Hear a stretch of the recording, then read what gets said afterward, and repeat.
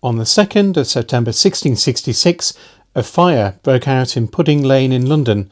Little did the city's inhabitants know that within a week their great medieval metropolis would be consumed by the flames and be little more than ruins.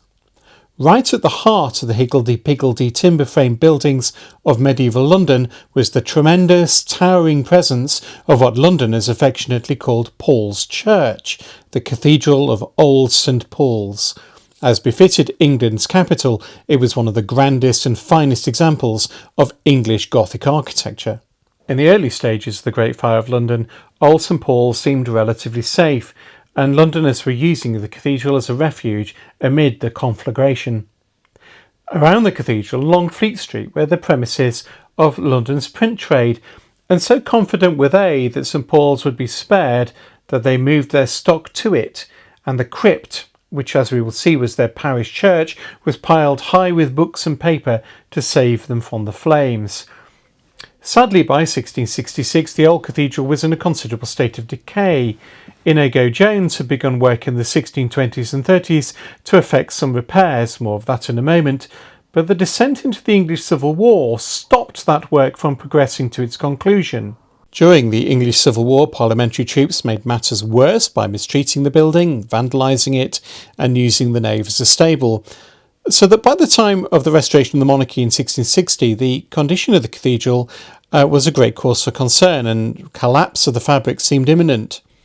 Christopher Wren was appointed as surveyor of the fabric in 1665, and he recommended demolishing the structure and starting again. However, the people of London were greatly attached to their cathedral, and in 1666 Wren then began work on a more conservative scheme of restoration to the building. The only concession the cathedral chapter made was the replacing of the now ailing central tower with a new dome designed by Wren. When the Great Fire of London started, the whole of the structure was covered in scaffolding, awaiting the commencement of the restoration work, but sadly that sealed the building's fate. Late on September the 3rd, 1666, the cathedral scaffolding began to catch fire, and the whole building was very quickly ablaze. The diarist Samuel Pepys was up and about early on the morning of September the 4th, and he travelled to St Paul's Wharf on the river, and he recalls that he saw a miserable sight, Paul's Church with all the roof fallen and the body of the choir fallen in. The stacks of books and paper stored in the crypt for safety's sake by the printers simply aided the cathedral's destruction. John Evelyn later recalled that the paper continued burning for over a week. There was no possibility of the sort of restoration that has taken place at Notre Dame in Paris since the fire there 5 years ago. The heat of the fire in 1666 was of such great intensity that the stonework of St Paul's was calcined and obliterated. Wren would get his way. The old cathedral was quickly swept away, and from 1669 the present Baroque structure would rise from the ashes. Thankfully, we know an awful lot about the appearance of Old St Paul's due to the diligent work of Sir William Dugdale, an antiquarian and herald, who from 1677 served as Garter Principal King of Arms. In 1657, during the protectorate of Oliver Cromwell, Dugdale was given access to the medieval archives, the charters, rolls and manuscripts belonging to St Paul's. They'd been removed from the cathedral during the English Civil War, and they were lying in chaotic heaps in Scrivener's Hall. Dugdale was lent the documents, which took 10 porters to transport in bags and baskets to his London house, and he set about creating order from them. His research resulted in the publication in 1658 of a great work, The History of St Paul's Cathedral from its foundation until these times. It was just as well that Dugdale set his mind to this task in 1657, for this irreplaceable archive would go up in flames in the Great Fire. With the cathedral unused and falling into dereliction, Dugdale also had the foresight to commission drawings of the structure. He employed Wenceslas Hollar, who produced a series of engravings of the old cathedral and its surviving furnishings and fittings to illustrate the book. A Bohemian artist and engraver, Hollar was a draftsman of exceptional talent, and from his engravings, including 2 ground plans, 14 prospects of the interior and exterior, and a further 50 or so engravings of the monuments, we can glean much information about the form, the scale, and the architectural style of the Lost Cathedral and its location, and also the artistic and historical significance of many lost funerary monuments. The origin of St Paul's Cathedral can be traced back to the 7th century. Bede, in his ecclesiastical history, tells us that St Augustine of Canterbury, the founder of the Gregorian mission to the Anglo-Saxons, consecrated a monk of his company called Mellitus to serve as the bishop of the Anglo-Saxon kingdom of the East Saxons. At this time, the king of the East Saxons was Siebert, the nephew of Ethelbert, king of Kent, and Siebert is said to have built a church as a cathedral for Mellitus in Londinium and dedicated it to St Paul. The sons of Siebert reverted to paganism and Mellitus was expelled from the kingdom and returned to Canterbury, but by the end of the 8th century, the East Saxon kingdom was firmly Christian and there were bishops again in London. In 675, Erkenwald, the abbot of Chertsey, was consecrated as Bishop of the East Saxons with his see in London, and he is believed to have built a new cathedral, and it is thought that Erkenwald's cathedral was on the site of the present-day St Paul's, but the site has been built and rebuilt so many times that archaeological evidence of that Saxon church, that Saxon cathedral, remains somewhat elusive. The Saxon cathedral appears to have survived the Norman conquest, only to be destroyed in a fire in 1087.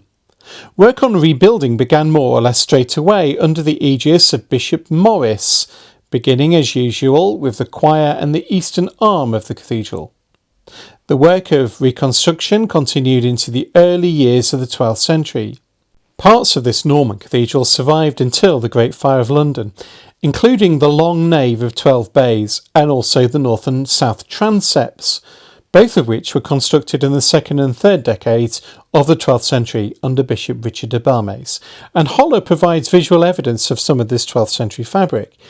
In his engraving of the nave's interior, you can see the classic round-headed arches of the English Romanesque style, the main arcade topped by a triforium gallery above, and then a series of clerestory windows.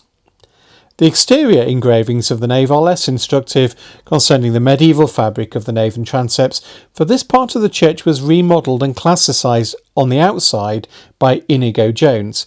Jones refaced the outside of the nave with rusticated stonework and created new fronts to both the west end and the north and south transepts.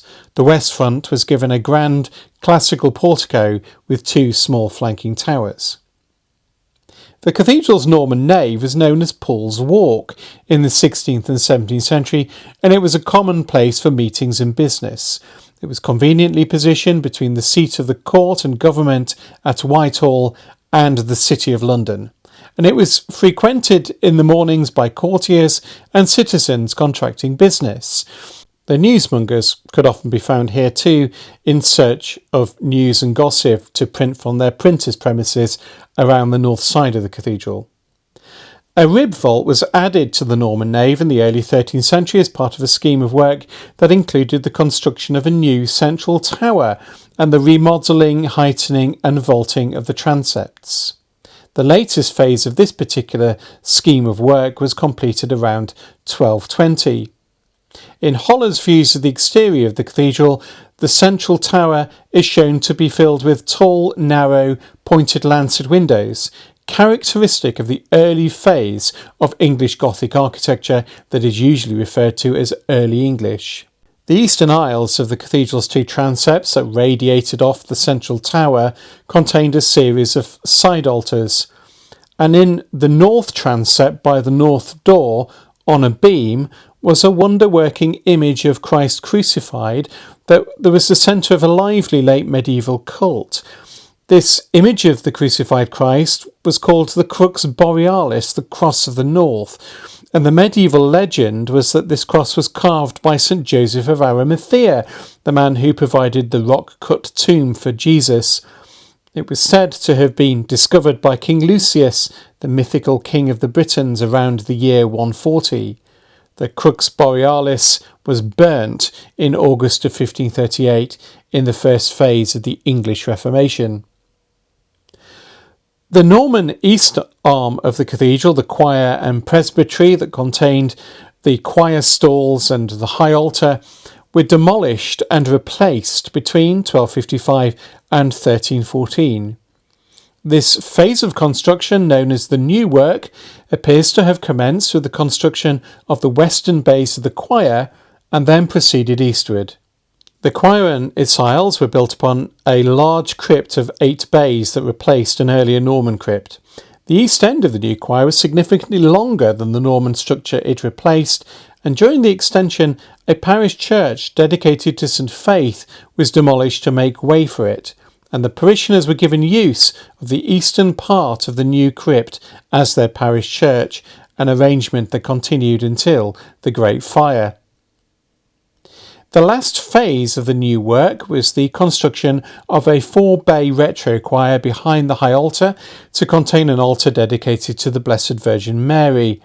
Now, as the new work proceeded, fashions in church architecture changed. The relatively pure and simple early English Gothic style gave way to a much more florid style, which we usually refer to as the decorated style of architecture. And the choir of the new work was in this earlier purer style, and the retro choir was a much more opulent piece of architecture. The retro choir was lavish in scale and style. The east end was entirely filled with windows, creating a wall almost of stained glass. Above a series of large lancets in the east end was a massive circular rose window filled with an elaborate, rather delicate pattern of flowing tracery. In Hollar's engraving of the interior of the choir looking east towards the high altar, you can see that these windows in the retro choir create a sort of altarpiece or backdrop for the high altar.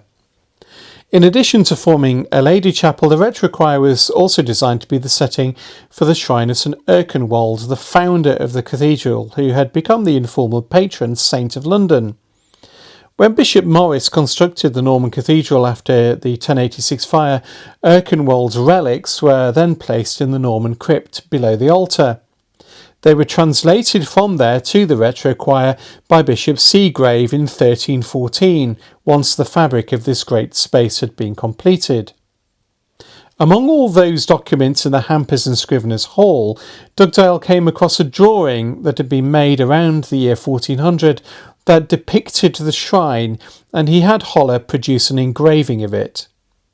This engraving seems to suggest that the shrine was a Gothic ferretry or relic box before which an altar had been placed, and around it was a protective grille of iron. The ferretry or relic box is seemingly in the decorated style and was presumably made about the same time as the structure it was kept in. Like so many English shrines of saints, the ferretry was made of gold and was studded with gems, and it was so large and fine that Dugdale tells us that it took 3 London goldsmiths 3 years to complete it. Generations of pilgrims came to the shrine, providing a ready source of income for the cathedral authorities. But this shrine was destroyed in 1538, along with the Crux Borealis, with the gold and the gems from the ferretry going into the coffers and the jewel house of Henry VIII. In addition to St. Erkenwald's shrine, the eastern arm of the cathedral was the burial place of other prominent people from the early history of London. King Sebi or Seba of the East Saxons, Erkenwald's patron, who died in 695, was buried in the Anglo-Saxon cathedral, and he was later joined there by King Ethelred the Unready, the father of Edward the Confessor. In the late 11th or early 12th century, as part of the construction of the Norman cathedral, both kings were provided with matching black marble sarcophagi. And in Hollar's engraving of 1657, these are shown inset into niches behind arcading in the wall of the north choir aisle. And above were hung boards in black letter script relating the lives of both kings. Communities of Benedictine monks ran many medieval English cathedrals, but St. Paul's was a cathedral of what was termed the Old Foundation. It was staffed by secular clergy, a chapter of dean and prebendaries. They didn't live a common cloistered life, but occupied houses in the close around the cathedral. They did, however, come together for business meetings, and they needed a place to do so, and the final phase of the medieval construction of the cathedral in the 1330s was the provision of a meeting place for them called the chapter house. This was placed on the south side of the cathedral nave. In the 15th century, this was further enclosed by a two-storied courtyard or cloister. Like the chapter house of many cathedrals, it was an octagonal structure, the ground plan of which is still marked beside the present St Paul's. The drawing of the exterior of the chapter house by Hollar is very detailed and suggests that it was a very significant structure in the development of English Gothic architecture. In the middle of the 14th century, the florid decorated style of architecture we saw in the retro choir gave way to a new style called the perpendicular style, characterised by cleaner architectural lines and an emphasis on vertical forms in window tracery, and the St Paul's chapter house shows the earliest evidence of the transition from one style to another. One last feature of the great church must be noted, the great spire that was added to the top of the central tower as part of the new work. It was completed between 1311 and 1315. This spire, which was constructed like many others in the period from timber and lead, was very vulnerable to fire, and after it was struck by lightning in a thunderstorm in 1561, it collapsed in flames through the nave's vault. The fire was so fierce that it melted the bells. Once Old St Paul's was completed, the building was almost without parallel in England in terms of scale. At 586 foot long, it was the longest cathedral in medieval England. The spire was measured in 1664 by Robert Hooke, who found that it was 204 feet from top to bottom, which made the steeple 489 foot tall. At the time of the spire's completion, this was the second tallest building in the world, only being pipped to the post by Lincoln Cathedral. It was massive in scale and height, and the building dominated the London skyline. Before we leave this great medieval structure, it is worth having a look at the precinct that surrounded it. The cathedral was set within what was called St Paul's churchyard, around which was a tightly packed network of domestic structures. To the north of the nave of the cathedral was the Bishop of London's primary metropolitan palace, though most bishops of London preferred to live in Fulham Palace, which was out of town to the west.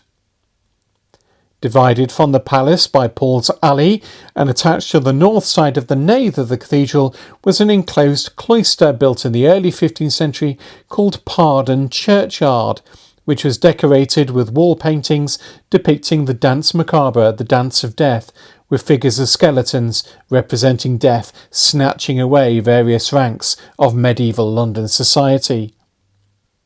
At the centre of this cloister was a small chapel dedicated to St Thomas Becket, and the tradition in London was that this was the burial place of the saint's parents. Adjoining a Pardon Churchyard to the north were houses for the minor canons, the priests who deputised for the canons of the cathedral during services. The houses that accommodated the dean, the head of the cathedral chapter, and the major dignitaries, the canon's treasurer, the chancellor and the precentor, were all on the south side of the churchyard. To the north of the cathedral's choir was an open but enclosed space that was part of the churchyard and was called the folk moot in the Middle Ages and was used for public meetings. It was accessed from Cheapside by a gateway between timber frame buildings. In the corner of this part of the churchyard was a charnel house that was used to store the skeletal remains of those once buried in the churchyard. And above this was a chapel where masses were celebrated for the souls of the faithful departed buried in the churchyard and in the charnel house. And in the corner of this yard was a belfry where a second set of bells was hung in addition to those in the cathedral's central tower. But right at the centre of this part of the yard was a long since lost structure called St Paul's Cross, or Paul's Cross as it was known to Londoners, an open-air pulpit. We have a fair idea of what this whole area in Paul's cross looked like from a remarkable painting in the Society of Antiquaries collection. Painted in the reign of James I, it shows a sermon taking place in the king's presence with a large congregation in attendance. St Paul's Cross is shown as an octagonal open structure with a large lead cross on its roof, and it was in fact constructed in 1449 by Bishop Thomas Kemp. Within it can be seen a bishop preaching, and public sermons were held here weekly in the 16th and 17th centuries. Against the walls of the choir, a 2-storey timber structure can be seen. This is a pew or gallery for the great and good to sit in comfort to hear sermons. And on the ground floor we can see the mayor and aldermen of the city with the city sword bearer. And on the first floor is King James I, his wife Queen Anne of Denmark, and Henry Prince of Wales sitting in an oriel window surrounded by courtiers. Dugdale and Hollar's work provides a vivid record of this great lost cathedral, a structure that was at the cutting edge of medieval architectural development. It was a church that had an important function within the city's civic, royal and spiritual life. Although battered and patched up, it was a treasured and beloved building for medieval and early modern Londoners. Although grand in scale and in conception, Wren's Baroque replacement is perhaps a little too cold and rational to love in quite the same way. Thanks very much for watching. If you enjoy this channel, you're bound to enjoy my magazine, The Antiquary. Published every month, it is a labour of love for me, and in it I explore some of the more obscure aspects of our shared history, all beautifully illustrated in full colour. It ships across the world, is offered in print and digital format, and readers give it 5 stars on Google. If you love your history like me, particularly the history of objects, buildings, people and places, why not consider subscribing? Subscribing helps support my work and the channel too. There's a link above and in the video description that takes you to the magazine website.